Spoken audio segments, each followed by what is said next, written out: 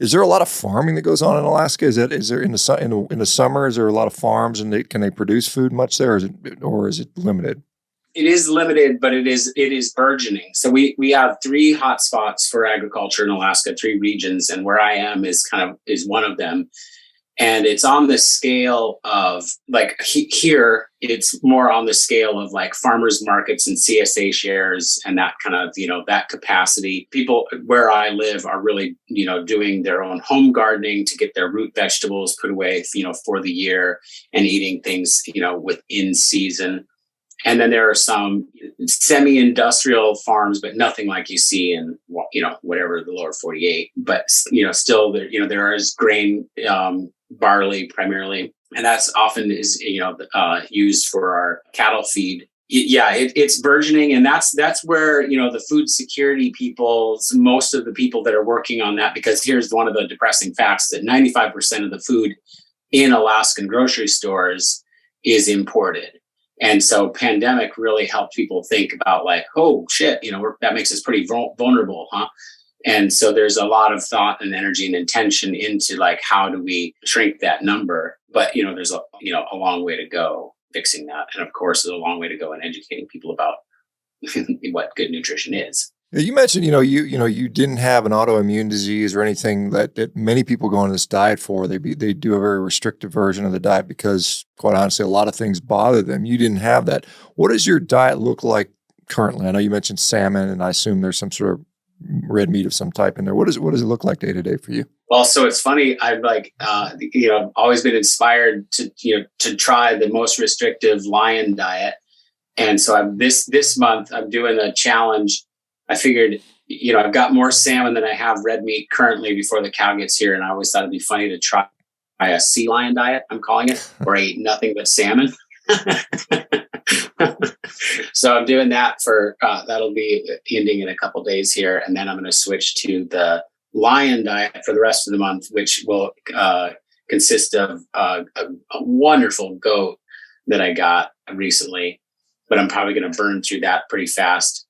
But in general, moose and caribou, take up the majority of my red meat. And then, last winter around December, I did buy half a local beef from a buddy that lives up the road. And it was just amazing. I love the wild meat so much, but oh my gosh. Yeah, I think there's a reason we domesticated the cow. I mean, it does taste pretty good, I got to tell you. But I've never had moose. I've never had caribou. How are those? Well, caribou, I think, is the one that most people find to be the most palatable of. A Dall sheep in Alaska is really choice. There's nothing off-putting ever about caribou in my experience. It's a meal you can put in front of any red-blooded American that's used to medium rare steaks from CAFO lots and whatever, and they're not going to turn their nose up. And moose sometimes has just a little bit of a flavor, but it's one that I think people usually acquire right away. And it's hard to kind of pinpoint, what it is about it. Like, of course, you want to get those animals when they're not in the rut. So I'm not talking about that kind of off flavor. But, some people will say, oh, I'm not so crazy about moose. And then you see them a year later and they're like, oh, I love it, Correct me if I'm wrong, but I'm assuming does moose have a bit more fat on it than, say, some of the other animals, or no? You can definitely get, honking, fat on moose. Yeah. Is bear part of the diet? Do you ever get a bear and eat that? How does that taste? It's good. Yeah. And in fact, that's one of the things that we do have reliably here where I live. The one thing about bear that, they're monogastric and they have trichinosis. And so the one thing that you got to do is really cook them, so I make a lot of stews, almost exclusively I make stews, with them, but it's a wonderful meat. It's got a great texture. If you're eating a lot of game meat, where do you get your fat from? Is it all from meat, or do you add it? Do you add it from butter or dairy sources, or do you do any dairy? I don't know. Yep. I'm not opposed to dairy. And, so 2 falls ago, this fall, I'm doing this like salmon only thing. And then last fall, what I did was a local food challenge. which was, just eating salmon and caribou and moose, basically, it was able to get enough fat, in my diet from just those natural sources, what was on the meat or the fish. But I do sometimes, I've got a great butcher up the road, and they do, process CAFO beef from lower 48, but majority of what they do is at least Alaskan, and often it's grass finished Alaskan.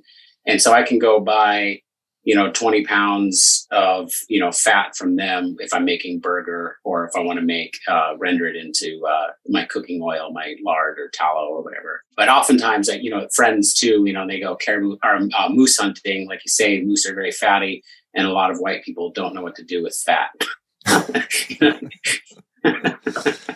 So they give it to me. Is obesity a big issue in Alaska like it is in, like the rest of the U.S.? I mean, do you see just a tremendous amount of obese people? Yeah, especially in the town, the bigger towns like Anchorage.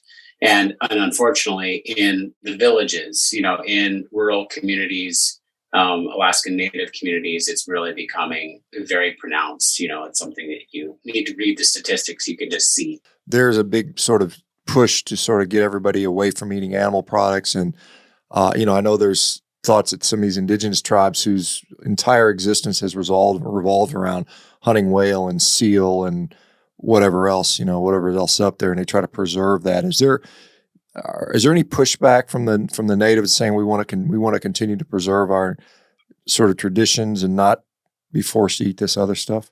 Absolutely. I mean, absolutely. It's like such a part of, Alaskan Native identity. And I think that a lot of the environmental activists, or which I kind of consider myself one of, but I'm a homegrown one. So I come at it from a very different perspective from the people in the lower 48 that moved to Alaska to,